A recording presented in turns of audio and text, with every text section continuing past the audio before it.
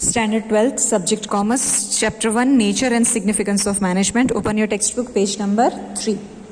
Till now we have understood the concept of management and nature of management. Now next topic in your textbook is importance of management.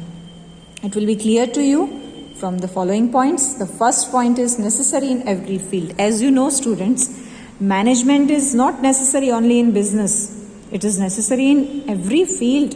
Even I taught you, for your studies and even at your home, you need management. Similarly, in religion, in defense, in society, in politics, education, sports, everywhere management की ज़रूरत तो होती ही है. So it's necessary in every field. Optimum utilization of resources. Now, first of all, you should understand what is the meaning of resources. Resources means what are your sources. Like as a student, your resources are your books, your teachers, your school, nowadays mobile, right? Educational videos. These are your resources. In the same way, in the business, the resources are land, capital, raw material, staff, machinery. Okay. Now, you should not waste your resources. You should make the maximum means optimum utilization of resources.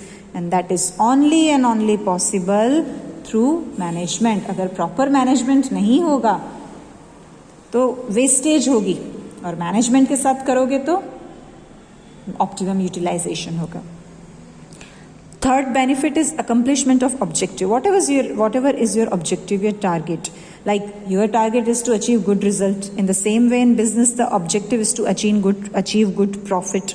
So it's possible by making optimum utilization of resources. Okay, so आपका objective कब achieve हो पाएगा? जब आप resources का utilization करोगे, and that is possible only through management. So आपको जो भी target achieve करना है, properly management के साथ ही चीज़ें manage करोगे तो ही तो achieve हो पाएगा. It's useful for the success of business. Success means profit, and profit means good work. चाहे स्मॉल स्केल इंडस्ट्री हो कि बिग स्केल इंडस्ट्री हो, सक्सेस का पैरामीटर क्या है? प्रॉफिट. लेकिन प्रॉफिट कब होगा? जब एफिशिएंटली काम होगा. और एफिशिएंटली काम कब होगा? जब अच्छा मैनेजमेंट होगा. So because of good management we can achieve success in the business. It increases the job opportunities if the management is efficient. So firm will develop soon. And if the management is inefficient, it may cause the closure of many companies. आपने देखा होगा बहुत companies बंद हो जाती हैं क्योंकि management proper नहीं होता है, और कुछ कंपनीज बहुत फास्ट ग्रोथ करती हैं क्योंकि मैनेजमेंट अच्छा होता है. तो if the management is good, the company is growing, तो वो ज़्यादा लोगों को रोज़गार दे पाएगी वो company. So it increases in job opportunities. Next is increase in profit. Obviously business unit work for profit, और प्रॉफिट तब मिलेगा जब अच्छे मैनेजर्स हो, अच्छी मैनेजमेंट हो, अच्छे से रिसोर्सेज का यूज़ हो. So it's all because of management. Social benefit. See we all are the part of society and we are living in the society, so we must contribute towards the society.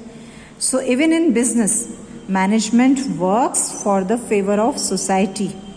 सिर्फ profit, wealth, इन चीज़ों के लिए ही management नहीं होता है.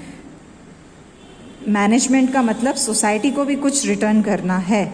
So good management not only focuses on profit but it also returns to the society. वो society के भले के लिए भी अच्छा काम मैनेजमेंट करती है. That's why you get the goods at reasonable rate.